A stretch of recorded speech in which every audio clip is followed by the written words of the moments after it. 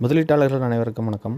பெற்றவங்களோட சொத்தை ஃபுல்லாக எழுதி வாங்கிட்டு கடைசி காலத்தில் அவங்கள பார்த்துக்காம ஓல்டேஜ் ஹோமில் விட்டவங்களுக்கு ஒரு அதிர்ச்சிகரமான நியூஸ் ஒன்று இருக்குது நண்பர்களே.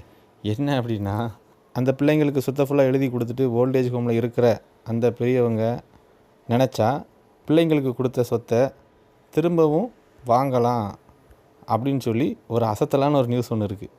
இந்த இன்ஃபர்மேஷனை கொடுத்தது யார் அப்படின்னா லாயர் தான். கோவையை சேர்ந்த வழக்கறிஞர் பிரீத்தி அப்படிங்கிற அந்த லாயர் தான் இந்த நியூஸை நம்ம கொடுத்துருக்காங்க. சொத்து எழுதி கொடுத்ததை எப்படி கேன்சல் பண்ணலாம் அப்படின்னா, இந்த இருக்குது சட்டம். அதாவது மூத்த குடிமக்கள் பராமரிப்பு சட்டம் 2007 பிரிவு 23 கீழ் கலெக்டர் ஆஃபீஸில் ஒரு மனு கொடுத்தா போதும். ஆட்டோமேட்டிக்காக அவங்க ஒரு கேஸை போட்டு கேன்சல் பண்ணி ஆட்டோமேட்டிக்காக அந்த பெற்றோரிடமே திரும்ப கொடுத்துருவாங்களாம். இந்த வீடியோவை யாராவது வழக்கறிஞர்கள் யாராவது பார்த்துட்ருக்கீங்க அப்படின்னா, இந்த சட்டத்தை பற்றி நீங்கள் என்ன சொல்கிறீங்கன்றதையும் மறக்காமல் கமெண்ட் பண்ணுங்கள்.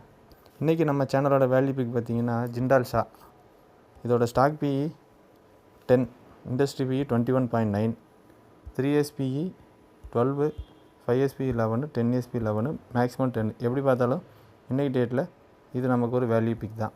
இன்றைக்கி நிஃப்டி பார்த்திங்கன்னா அந்த ஜோனுக்குள்ளேருந்து வெளியில் போன மாதிரி காட்டுது. பட் ஆனால் ஓப்பன் ஆகி கீழே தான் இறங்கி வந்திருக்கு. அடுத்தடுத்த ட்ரேடிங் டேஸில் எப்படி இருக்குன்றதை பொறுத்து இருந்து பார்ப்போம். இந்த வீடியோவில் உள்ள இன்ஃபர்மேஷன் எல்லாம் உங்களுக்கு யூஸ்ஃபுல்லாக இருந்துச்சா இல்லையாங்கிறத மறக்காமல் கமெண்ட் பண்ணுங்கள். மற்றும் ஒரு வீடியோவில் சந்திக்கலாம். நன்றி.